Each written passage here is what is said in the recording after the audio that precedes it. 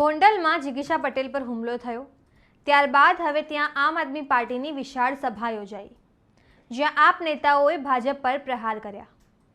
બ્રિજરાજ સોલંકીએ હર્ષ સંઘવી પર પ્રહાર કર્યા, સાથે જ તેમણે ભાજપને ખેડૂત વિરોધી કહી છે। નમસ્કાર, હું છું ચંદ્રિકા પુત્રી નિરાલી। आओ सांभळीए બ્રિજરાજ સોલંકીએ શું કહ્યું। આજે વીરનગર મુકામે આમ આદમી પાર્ટીની જે કિસાન બચાવો પરિવર્તન લાવો પદયાત્રા જે સોમનાથથી લઈને ગાંધીનગર સુધી પહોંચવાની છે,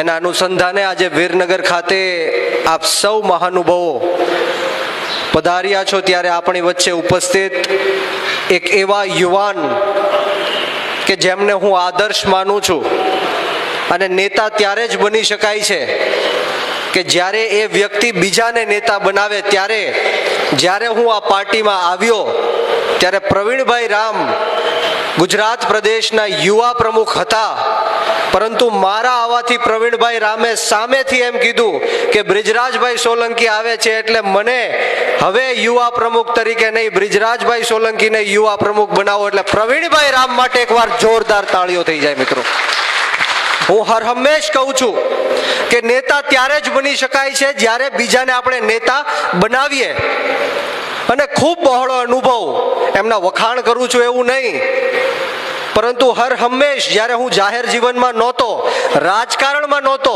ત્યારથી એમને જોતો આવું છું કે આંગણવાડીની બહેનાનું આંદોલન હોય, ખેડૂતોનું આંદોલન હોય, ઘેડ બચાવો પદયાત્રા હોય, આવા અનેક આંદોલન થકીન આજે આ પ્રવીણભાઈ રામ 108 દિવસ એટલે કે 3 મહિના કરતા પણ વધારે બોટાદની અંદર જે કડદા કાંડ થયો ત્યારે એમનો પરિવાર મૂકીને, 1 વર્ષનું બાળક મૂકીને એમણે જે સંઘર્ષ કર્યો છે એમને આપણે સૌએ યાદ રાખવાનો છે। એમની માટે એકવાર જોરદાર તાળીઓ થઈ જાય। મિત્રો,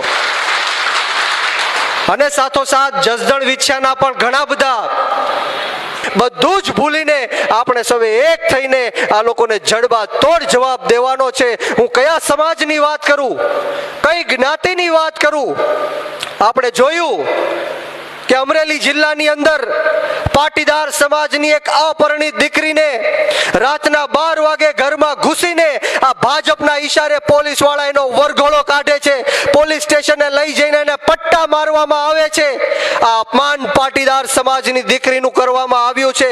હમણાં જ જિગીશાબેન પટેલ ઉપર જે રીતના સોશિયલ મીડિયાના માધ્યમથી આપ સૌએ જોયું કે કાચ ફોડીને ધોળા દિવસે એમની ઉપર હુમલો કરવામાં આવ્યો, ત્યારે ક્યાં છે આ હર્ષ સંઘવીની સરકાર, ક્યાં છે આ હર્ષ સંઘવીની પોલીસ? આ વાત લઈને આપણે લોકો વચ્ચે જવાનું છે। વિછ્યાની અંદર નિર્દોષ 92 કોળી સમાજના લોકો ઉપર 307 ની ગંભીર કલમો લગાડીને માતાઓ બહેનોને માર મારીને જેલની અંદર પૂરવામાં આવ્યા। આ 92 જણામાંથી પાટીદાર સમાજના પણ યુવાનો હતા, માલધારી સમાજના પણ યુવાનો હતા, 18 વર્ણના લોકોને આ ભારતીય જનતા પાર્ટીએ છોડ્યા નથી। ક્ષત્રિય સમાજ લઈ લ્યો, દલિત સમાજ લઈ લ્યો, તમામે તમામ સમાજ સાથે અન્યાય ને અત્યાચારનો દોર આ ભારતીય જનતા પાર્ટી કરે છે। ત્યારે આપણે સૌએ આ વાતોને ભૂલી નથી જવાની। આવનારી જે જિલ્લા પંચાયત અને તાલુકા પંચાયતની ચૂંટણીઓ આવે છે એમાં આ લોકોને જડબા તોડ જવાબ દેવાનો છે। જસદણની અંદરથી આપણે ક્રાંતિની શરૂઆત કરવાની છે। બોલો, ક્રાંતિ લાવી છે કે નથી લાવી? મિત્રો, અવાજ નથી આવતો। પ્રવીણભાઈ ઠેઠ સોમનાથથી લઈને ગાંધીનગર જવાના છે। આપણે એમને વિશ્વાસ અને ખાતરી અપાવવાની છે કે જે ધરતી ઉપરથી તમે આવ્યા છો એ ધરતી ઉપરથી અમે ક્રાંતિ લાવીને લેશું। બોલો, ક્રાંતિ લાવી છે કે નથી લાવી? આ લોકોને જડબા તોડ જવાબ દેવો છે કે નથી દેવો? તમે આ વિશે શું વિચારો છો? કમેન્ટ કરીને જણાવો। અત્યાર માટે બસ આટલું જ। સમાચારને લગતી વધુ અપડેટ્સ માટે અમારી વેબસાઇટ www.gujaratplus.in પર પણ માહિતી મેળવી શકો છો। ધન્યવાદ।